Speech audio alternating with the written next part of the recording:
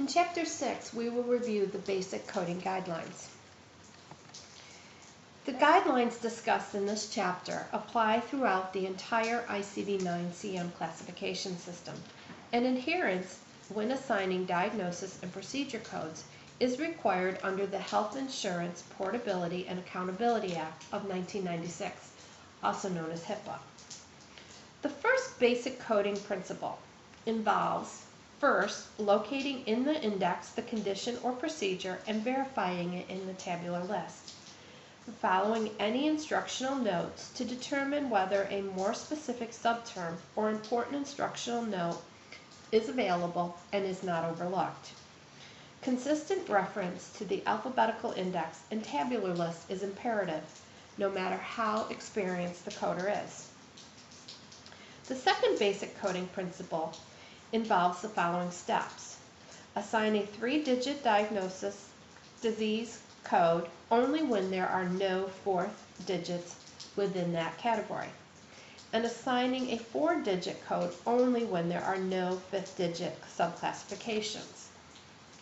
Assign a 5th digit for any category when a 5th-digit classification is provided. These same principles apply to procedure codes. There are no 2-digit procedure codes, and 3 digits can be used only when there are no 4-digit codes provided. Another guideline is that all digits must be used, none can be omitted, and none can be added. There is a rare situation where you will need to add a 0 as a placeholder as a 4th digit to the rear code that requires a 5th digit and no 4th digit is provided. It's important to remember instructions and conventions of the classification system take precedence over our guidelines. So let's review some examples. In Volume 1 of the Disease Index tabular list, Category 490 bronchitis, not specified as acute or chronic, has no 4th digit subdivisions. Therefore, only a 3-digit code is assigned.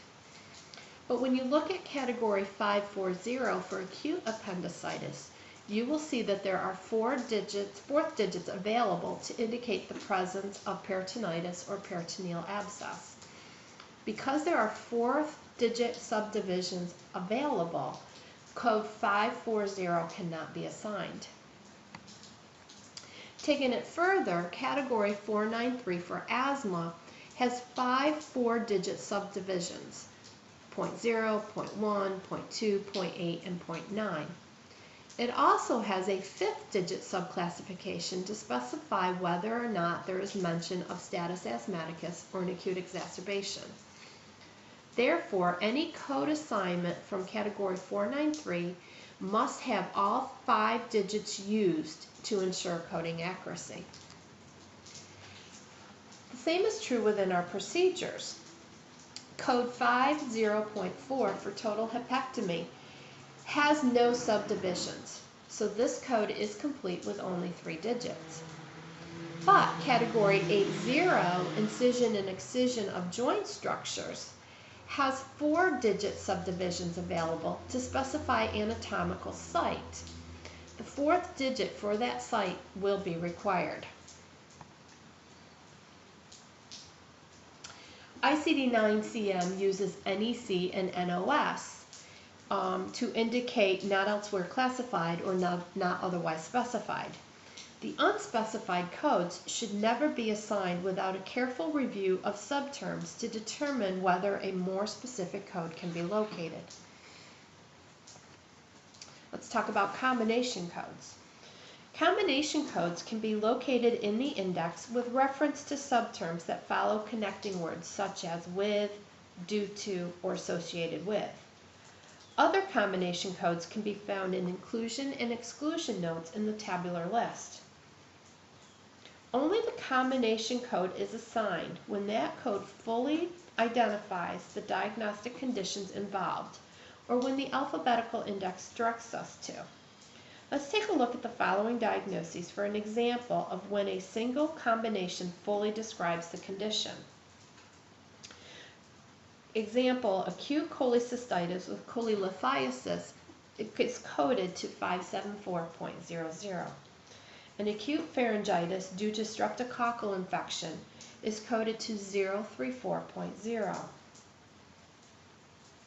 It is possible that a combination code lacks the necessary specificity in describing the manifestation or complication. In this situation, an additional code may be assigned. You should follow the directions in the tabular list for the use of an additional code or codes that may provide more specificity. The following is an example of when more than one diagnosis code may be assigned to fully describe a condition. For a woman who is pregnant with anemia who has delivered, you may consider using code 648.2. However, this code does not identify the type of anemia, so an additional code may be used to indicate the type of anemia. Let's talk about mandatory coding. Mandatory multiple coding is the use of more than one code to fully identify the component elements of a complex diagnostic or procedural statement.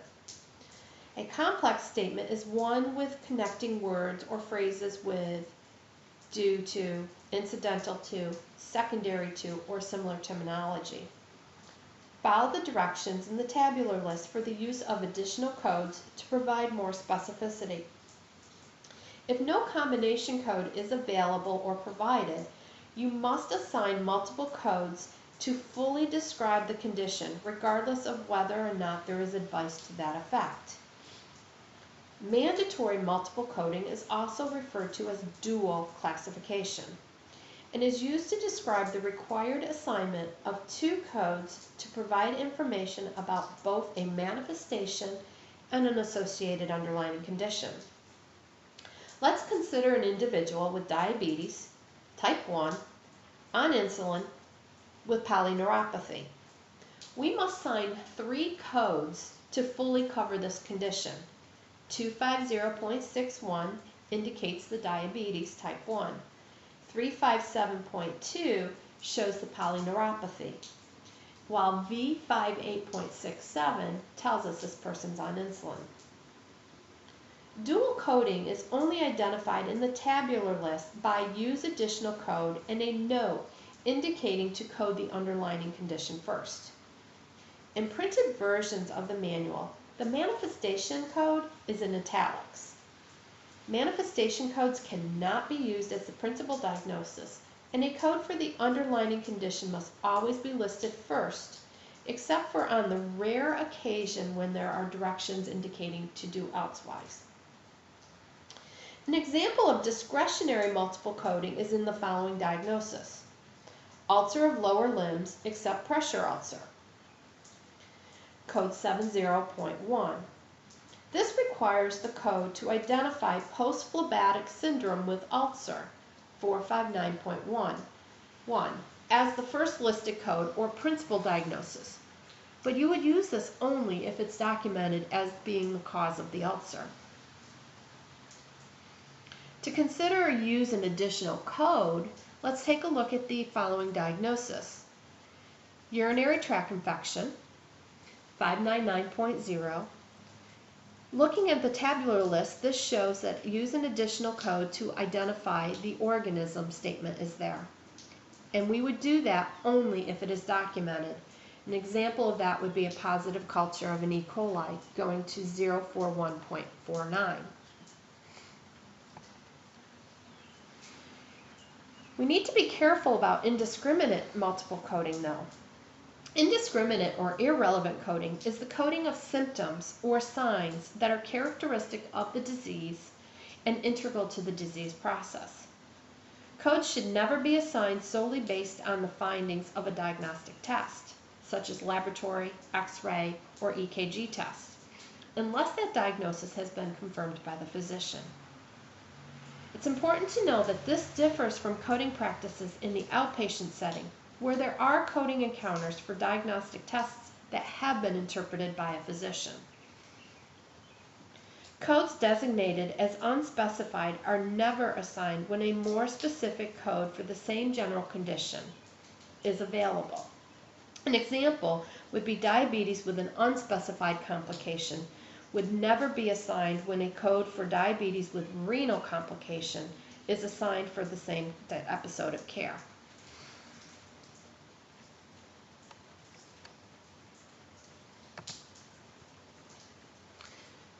When a diagnosis for an inpatient at the time of discharge is qualified as possible, probable, suspected, likely, questionable, or rule out, the condition should be coded and reported as though the diagnosis was established. Other terms that fit the definition of probable or suspected are consistent with, compatible with, indicative of, suggestive of, appears to be, and comparable with. There are exceptions to coding unconfirmed diagnoses as established, or caution should be taken when the following diagnoses are listed as possible or probable without a definitive physician diagnosis. These conditions include epilepsy, AIDS, and multiple sclerosis. Incorrect reporting of such conditions can have such serious personal consequences for the patient. And those consequences may include insurance coverage issues and the ability to obtain a driver's license.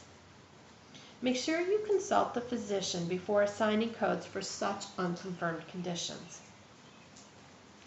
The other exception is in regards to coding outpatient diagnoses, because this rule applies only to inpatient. In the outpatient setting, you would code the signs, symptoms, or abnormalities.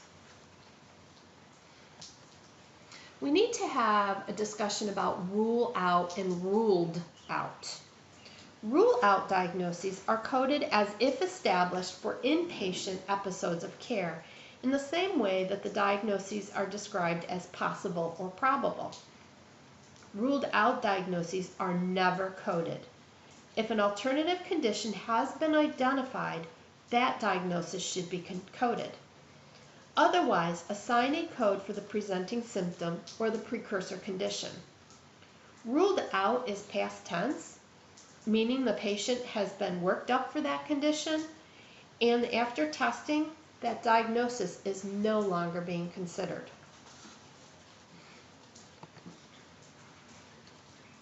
If a provider documents a borderline diagnosis at the time of discharge, the possible probable coding guideline is to code as if established would not apply in this situation.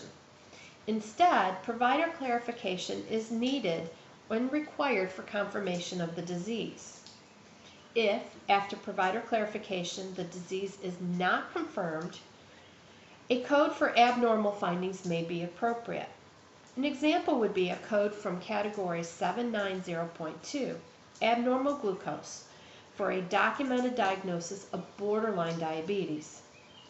This advice is equally applicable to inpatient and outpatient coding. Many conditions are classified as acute and chronic.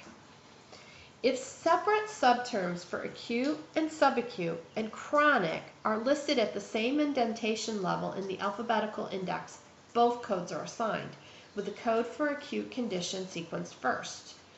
If a condition described as subacute is coded as acute with no separate subterm for subacute.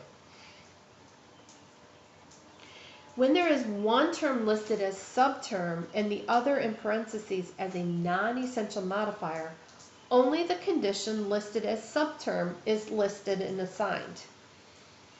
Combination codes may be provided for conditions described as acute and chronic. When there are no sub-entries for acute or chronic, these modifiers are disregarded in coding the condition.